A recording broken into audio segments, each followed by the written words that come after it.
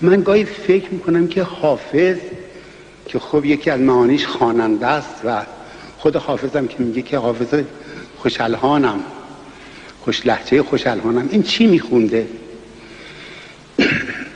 در یه محفلی که نشسته بوده ساز میزدم، این شعر که میساخته روی چه اطانینی و روی چه افعال عروضی این شعر میساخته. بعضی از غزلیات حافظ مبین این هستش که چه آوازی میخونده. من بر سبیل استقراء اینجور تصور میکنم به عنوان یه آهنگساز. میدونیم که آهنگ‌های محلی سابقه بسیار طولانی دارن، یعنی خیلی قبل از زمان حافظم این آهنگ‌ها در شیراز خوانده میشده و خب حافظم در این مجالس شرکت میکرده، این آهنگ‌ها رو میدونسته، این آهنگ‌های محلی میدونسته. یکی از غزلیات حافظ، من 2 بیتشو میخونم برای اینکه زیاد وقت خانم‌ها و آقایون رو نگیرم. پیداست که حافظ در یک جلسه نشسته و داره گوش میده به ساز. میگه بزن در پرده چنگ یا بزن در چنگ چنگ ای ماه مطرب، رگش بخراش تا بخروشم از وی. ببینید این آهنگ، من رو این آهنگی که فکر میکنم حافظ میخونده که تقریبا یقین دارم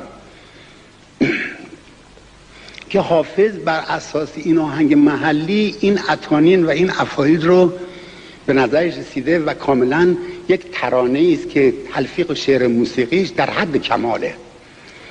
میگه زبانت در کشه حافظ زمانی، زبان بی زبانان بشنو از نی. کاملا مبین هستش که حافظ در یه جلسه است نشسته و داره ساز گوش میکنه و چه بسا که در همون موقع یا بعد از اون این شعر رو ساخته و شاید هم با همین آهنگ که من عرض میکنم خونده، یعنی همین آهنگ محلی که امروز هم در شیراز وجود داره و میخونن.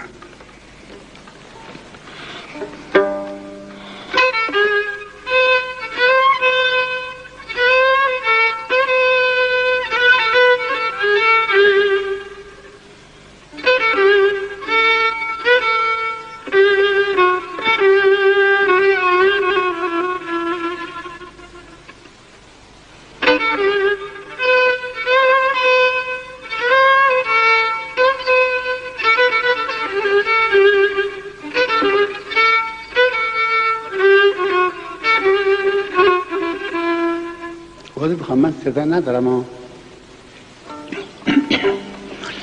بزن در چنگ و چنگ ای ماه مطرب،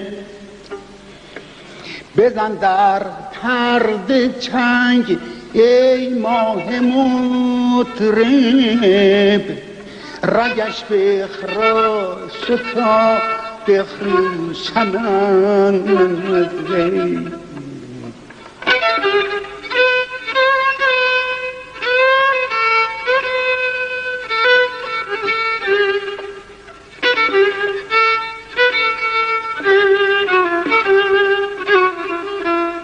یعنی آهنگساز اگه بخواد روی این شعر آهنگ بذاره دیگه از این لطیفتر نمیشه.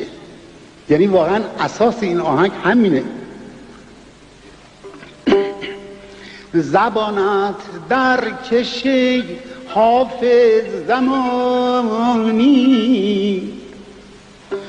زبانت در کشه حافظ زمانی، زبان بی زبانان بشنو از نی.